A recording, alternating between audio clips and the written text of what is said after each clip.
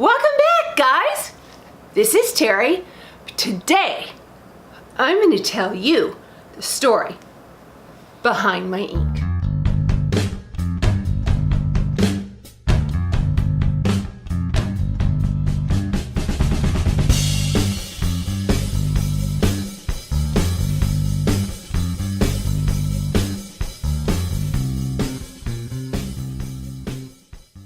First of all, if you're new to the channel, welcome.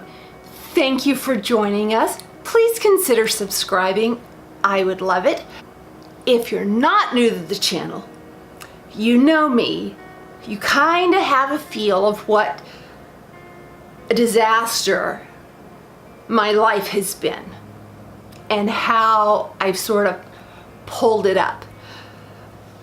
If not, we're going to get into that on another video. But today, I wanted to tell you guys something about my tattoos. Why do I have sleeves? Why is my back tattooed? Why am I going to get a leg piece? Why do I have a sternum piece? I am covered. I have more ink than my tattoo artist, just about. Not really. I don't think anyone could have more ink than Jason. People used to ask me all the time, well, they still do. They would ask me, what are the stories behind your tattoos? And that really caught me off guard because I didn't think there was a story behind my tattoos. There's really only one that I know has a story other than I wanted them. And that is the one that I had done probably in 2004 and 2005 on my hip, and it was a cover-up of my very first tattoo that was a hummingbird done by a very bad artist in Fort Worth. This sort of turned into a pterodactyl over the years. Yeah. So I had to have that covered up. My grandson had just died, and his theme, you know, babies, moms generally have themes for their babies. My grandson's theme was frogs. In the tattoo that my tattoo artist Jason had done, I'll link him in the description bar, I asked him to put a frog in there. So to me, that was really the only tattoo that I knew had meaning. So people would ask me, and I would say, well, because I wanted them. But that got me to thinking, why do I have tattoos? Why do I have sleeve tattoos? I remember raising 8 kids and telling my girls, especially, no arm tattoos. Then I kind of lost my mind there for a bit. We'll get into that on another video. And I ended up with sleeve tattoos. Tattoos everywhere. When I started out, it was like, okay, that's the only one I'm gonna get. Then I got another one. They are addicting. It turns out tattoos release endorphins. Going through everything I had gone through, and I didn't understand it at the time, and yes, that's another video. We're on ink right now. Everything that I had gone through, in 2008, I think, is when or maybe a year before that, I had no idea why, I started to claw at my wrists and my arms in times of severe stress. Didn't know why I was doing it. I know today. And I'll never forget when I graduated or failed from scratching, self-harm, to, and I was very meticulous with this because I didn't want scars. It's kind of funny. To using a razor blade. I ended up in the hospital. You know, I was in the midst of this horrible argument with my husband. I just wanted a way out. And I had taken Ambien, 4 Ambien. I knew that it wasn't going to kill me because I had already spoken to the doctors about the correct dosages and everything. I couldn't take the arguing anymore. I couldn't take the fighting. I couldn't take the stress. I just wanted to sleep and be quiet. Well, what happened was during that time, I remember flashes. I ended up cutting my arms very carefully, still in that hypnotic Ambien stage. I cut my arms. My husband and my kids saw it. Sorry, my ears are playing games with me. I feel like I'm in a plane with my dad. Oh. Anyway, I cut my arms. They were afraid. Called 911, as they should have. They took me to the hospital and put me in the behavioral unit. Excuse my voice, these allergies, oh my gosh, they're killing me. Have you ever heard someone say, I cannot wait for surgery? I can't wait for surgery. Anyway, ended up in the behavioral unit. And I remember the next morning waking up and I realized where I was. I flippin' lost it. I called my attorney, I called my doctor, I called everyone. They weren't gonna let me out. I had to be interviewed by psychiatrists and social workers and all of these people. And I didn't have arm tattoos at the time. And I remember the doctor coming in and saying, you don't belong here. But we have to go through the formalities to get you out. I'm like, yeah, okay. So I was crying and crying and crying. My husband was sitting beside me. I went through all the formalities. I was in there for less than 12 hours. Maybe a little longer, maybe 12 to 15 hours. They let me out. Oh, it was the scariest, one of the scariest moments of my life. Fast forward, I got out on the condition that I went back to my therapist. So I did. She asked me a question. She said, Terry, I need to know, what did you feel when you cut? And I told her I felt a tremendous weight had been lifted. I felt relief. I felt peace. And she said, that's what I was afraid of.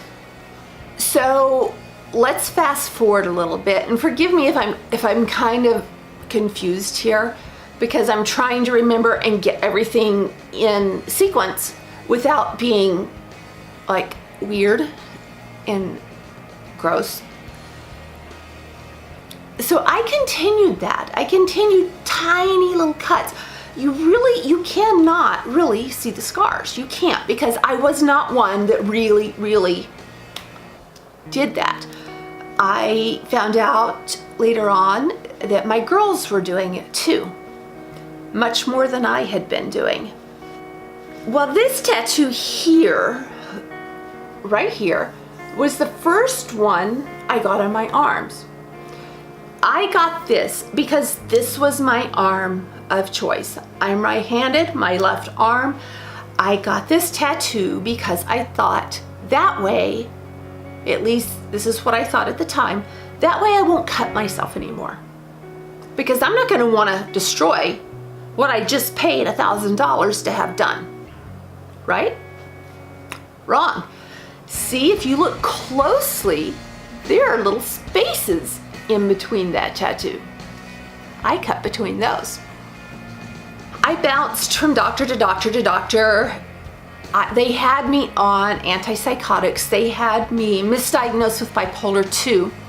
The antipsychotics totally wigged me out of my mind and made me crazier than all of the stress and everything that I was already dealing with. I finally ended up with a psychiatrist that convinced me that I was not, in fact, affected with bipolar 2 disorder, that I was suffering from severe PTSD. Another video. Relief pretty much flooded my body, and I didn't really cut after that. But, you know, the next tattoo I had done, it's really funny. It was here on my arm. I remember walking into my artist shop and saying, Jason, I need therapy. So he did this little piece right here. Oh my gosh, it was beautiful. If I can find some still pics, I'll throw them in. Then I had one, I was going through such a stressful time. Like I told you in my previous video, I was flipping out of my mind. I had lost it, and I didn't know why. I know why now. Another video. But I didn't know why, and I was grasping at straws. So I had this one here put on. I'm not sure if you can really see it very well, but it says live, laugh, love, and dream, because that's what I really wanted to do.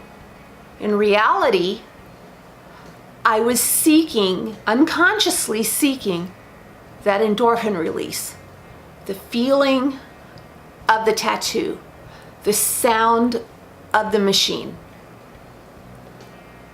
And this didn't come to me until literally within the last 6 months or so. One led to another. Then I had this one done on this arm.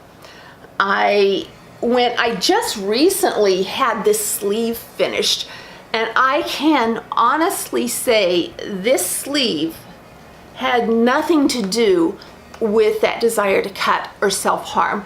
That had long since vanished. But it really explained to me, when I started thinking about it, the other tattoos. The one I have under my sternum, which if you ever get hurts like heck, I can take pain. That sucker hurt. I mean, I have my 2 babies, no pain medicine, none. I could take it. This thing, it was horrible. The one on my foot, therapy. The one on my sternum, therapy. Therapy, therapy, therapy, therapy. At the time, I was of the mindset, I was very rebellious at that point. And it wasn't that I was really being rebellious, I was fighting off demons that were in me, that were clawing at me, that I didn't want to look at. I didn't want to open that box to see what the heck was going to pop out at me next. What other suppressed memory was going to jump out of me or jump out at me that I was going to have to deal with. I just had raised 8 children, 6 adopted, many with special needs, and a lot of very difficult situations. I have children's. I have kids that have all sorts of disabilities. Fetal alcohol, cocaine addicted, physically, sexually abused, emotionally neglected, mental illness. One of my sons, I will put the link to the video below. He is my 25-year-old, and he is currently homeless in the streets of Portland. He is suffering from paranoid schizophrenia, bipolar, autism, and meth use. Raising those kids, even though I realized it was the right thing to do, it was very difficult, because it was like every day we had a doctor's appointment. And I know I'm not making any sense right now. Let's get back to the tattoos. I'm going to leave that in there because you know what? That's the reality of the fact. I was under a lot of stress. I was homeschooling. I was dealing with kids that had severe issues. I was dealing with a lot of things. And had I not had all these boxes that I had closed, I would have had an easier time, I think, in dealing with raising kids with such serious issues, serious problems. But I didn't. That's the hand I was dealt. I didn't realize it. Forward on. I forgot where I was. Oh yeah, my tattoos.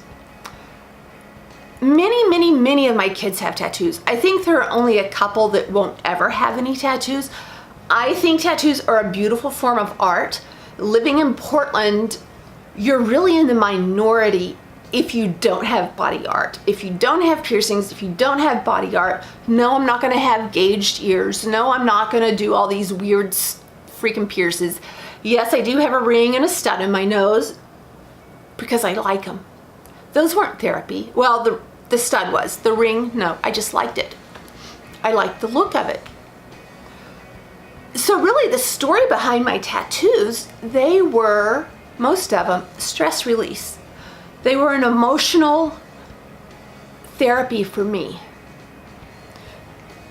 And it's really funny, my massage therapist, I would go in and she said, I love when you come in. I'm gonna link her down here below too because she rocks. She would say, I'm always excited for you to come in because you always have new art on. Well, yeah, I did. A lot. But I guess what I'm getting at is when I look back at my life, yeah, there is a story behind my tattoos. And it begins with trauma, trying to escape demons, trying to go from, and if any of you have been in this position, you'll understand it. If you haven't been in this position, try to understand it. I didn't understand it at first, but what you do when you're in that mind frame is you're transferring emotional pain, deep-seated pain, for something tangible that you can see. That way you don't have to worry with the emotional pain. I hope that makes sense. It makes sense in my mind. I don't know. But that's how I got started. Now my first tattoo, I had just married my husband, and it was, I've always wanted one, let's do it. Because all through school, I was the good kid. I didn't get into trouble. I had great grades. You know, there were just normal teenage things that happened. None of the stuff that my husband and I had to deal with some of our children that were really beyond their control. Just normal teenage things. And I got it when Jeff and I first got married, and it just was ugly, so I had it covered up because I didn't like looking at the ugly. That really wasn't therapy. Or maybe it was, and I didn't know. But as time progressed, and I got away from, you know, the thought, I have to tell you, the thought of picking up a razor blade or even having one in my house is repulsive to me today. But a lot of my tattoos started out as therapy. And when I look at people that are heavily tattooed, there are people that have come back from war.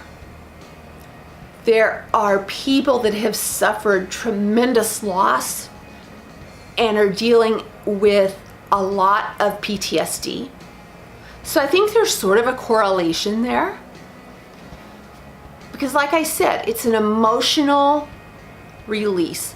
You can transfer that emotional pain to something you can see, something that makes sense to you. Because when it's in your mind and you don't know what it is, it's not making sense. You don't know why you're feeling it. With this, you can forget about it for a while. Put that lid back on that box and stick it in the closet. Let it jump out, you know, like those scary little clowns that used to jump out. No wonder people are scared to death of clowns now. That's how I feel about these, what I say, throw water everywhere. The boxes that I had to open up, they were like scary clowns. I didn't want to deal with them, So Jeff and I divorced, like I said, in 2013, and I had to deal with them. I had no choice. I had to look at everything in my life and evaluate. That's when I got a lot of these tattoos, a lot of the ink done. A box would want to open or start to open, I'd get a tattoo. So really the story, I guess, I don't even know if this video is going to make sense, to tell you the truth. But that's the story of my tattoos. My art. They started out as therapy. And then I didn't like the look of just having a piece here and a piece there. And I really did want a sleeve. And I can honestly say that this sleeve here, I love. It had nothing to do with therapy. It had nothing to do with emotional pain. It had to do with the fact I really wanted it.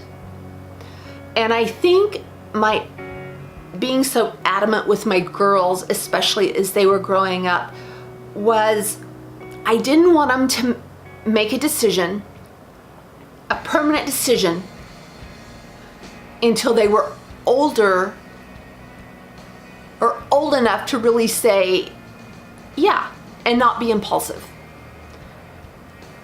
I was over 50 when I got most of these done.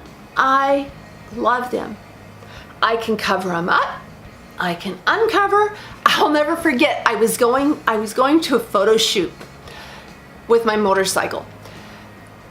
And I was dressed in my leathers, and I had on a corset and lace, and I mean, I was like looking pretty motorcycle-ish, and you could see all my tattoos. Well, I had been going to this Starbucks at our house at that time for probably 15 years. I stopped in there on the way to the photo shoot. My motorcycle was out front. This woman, I felt this tap. You know, I was just immersed in what I was doing at the moment. I felt this tap on my shoulder. And I looked around, and there was this little old woman. And she said, "Honey, this is a side of you I've never seen before."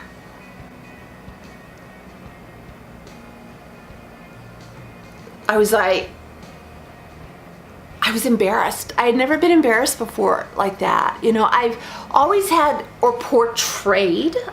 portrayed self-confidence, when in reality, I didn't have any self-confidence. I sort of made it up as I went along. I have self-confidence now. I have a lot of self-confidence now because I've overcome a lot. But when she said that to me, it was embarrassing. But it was also kind of cool. I don't know if that's kind of, you know, weird, right?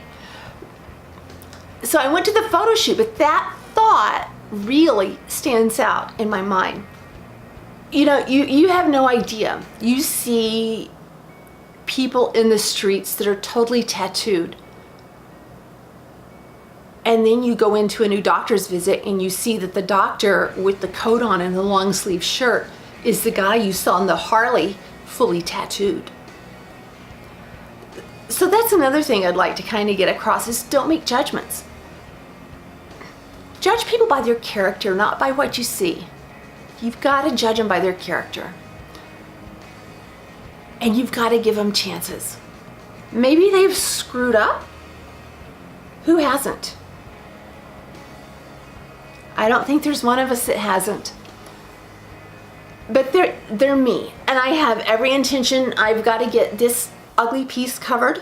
I have another one here that I have to get covered, so I'm going to have this arm sleeved as well. And then I want to start on what they call a collector's piece, where I've chosen several artists that I want to work on this piece on my leg. And I'm going to have each one do different types of art, and then my main artist sort of blend everything together. Did any of that make sense to you? Because as I sit here thinking about it, I'm like, it made sense when I was thinking about it. When I watch this video back, is it gonna make sense? I've got to get water because my allergies are horrible. Anyway, that's the story of my tattoos. I love them. They're me. Like I said, most of them, I was over 50 when I got. You know, when you see someone that's covered in tattoos, instead of thinking that they are some sort of circus freak, realize that maybe those are therapy for them. Maybe they're art for them. But they don't tell really the story of who that person is. Sometimes they do. Sometimes it's like, oh my gosh, this person's been through a lot of pain. I'm not ashamed of my work. I'm not ashamed of it. I get stopped all the time by people in their 60s, 70s, 80s saying, oh my gosh, I love your art. Now, I don't know if that's because I live in the Portland, Oregon area, and if I was back at my hometown in Texas, people would say, oh my gosh, what's going on? You're a freak, get out of here, go away. But I like it, I'm comfortable. I have grown to be very comfortable in my own skin, where I wasn't for years and years and years. I wasn't comfortable with me because I really didn't know me. What a lot of people saw, I think the only person that really knew me was my husband. What a lot of people saw was who I pretended to be. They didn't see the real me. This is the real me. I'm comfortable. I'm happy. I'm peaceful. I'm much more wise. I am so thankful for everything that I've been through, because without those things I had been through, without the things I've experienced, I wouldn't be anywhere near as wise as I am today. I would still be making very poor choices. I wouldn't be happy. I would still be running. But I made the decision that you have within you to make. Open the box. You don't have to get a tattoo. Open that box that you have hidden away in your heart, or hidden in the closet that's too scary. Open it just a little bit. You don't have to look at the whole thing at one time. Maybe just look at the top layer. And if it's too much, you can put it back. I didn't know the boxes were there. I had them so deeply buried, and I was running so hard. And I was so distracted with kids and work and business and the wrong drugs and therapy and running. And I'm not saying any of those really caused me to fall, but what they did was they kept me from looking at the things inside of myself that needed to be looked at. When I was alone for those few years, I looked at them. And guess what? I made it through. I made it through. And I'm happy. Guess what? You can make it through too. You can. If you have tattoos, I'm not sure if this will let you drop pictures in or not, but if you have tattoos, I would love to see them. If they're on if they're on your videos, tag me in your video or leave a link to your video. Let me see. Let me see your work. I've come to appreciate great work.